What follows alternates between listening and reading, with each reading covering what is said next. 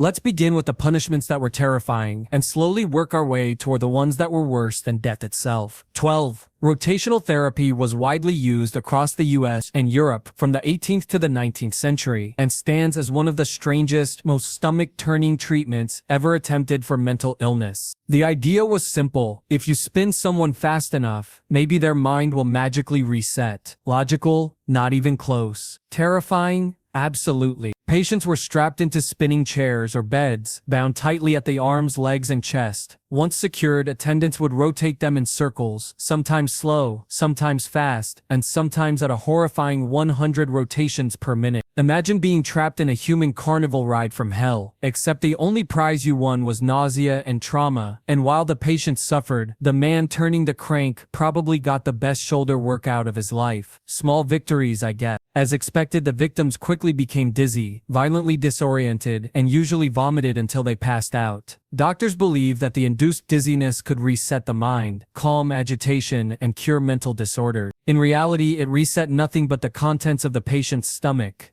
The only people who benefited were the janitors, who gained endless job security cleaning floors. 11. Moral therapy. Next is moral therapy, which sounds like a polite talking to or a grounding. It was not. This method dominated insane asylums throughout the 18th and 19th centuries, and the philosophy behind it was simple: if a patient behaves incorrectly, punish them until they act correctly. The problem: many patients literally could not understand rules, remember instructions, or process cause and effect. So they were punished constantly, over and over again, sometimes dozens of times a day. Punishments included brutal beatings, being locked in isolation cells, being denied food, being restrained for hours or days, enduring cold water treatments, and being forced into spinning therapies like the one already mentioned. Staff had almost no oversight, meaning many abused the system however they wished. And in true 1800s asylum fashion, if the treatment didn't work, the conclusion wasn't "this is barbaric," it was "we must not be doing it hard enough." 10. Hydrotherapy. Hydrotherapy was another creative torture disguised as treatment, used from the 18th to 20th centuries across America and Europe. It came in several flavors, all of them awful. The baths of surprise. Patients were told to casually walk across a wooden plank. Halfway across, a trapdoor suddenly opened beneath them, plunging them into a freezing cold lake. The shock was supposed to reset their mental state. If someone did this today, it would be part of a prank channel, not a medical facility. Dunking cages. Patients were strapped inside metal cages, lowered into icy lakes, then raised again over and over until their skin turned pale and they hovered on the edge of hypothermia. Doctors claimed the shaking meant it was working. Cold wet sheets. Patients were mummified in freezing wet towels, wrapped from head to toe, and left for hours. Some remained so tightly wrapped they couldn't move or breathe properly, but hey, science.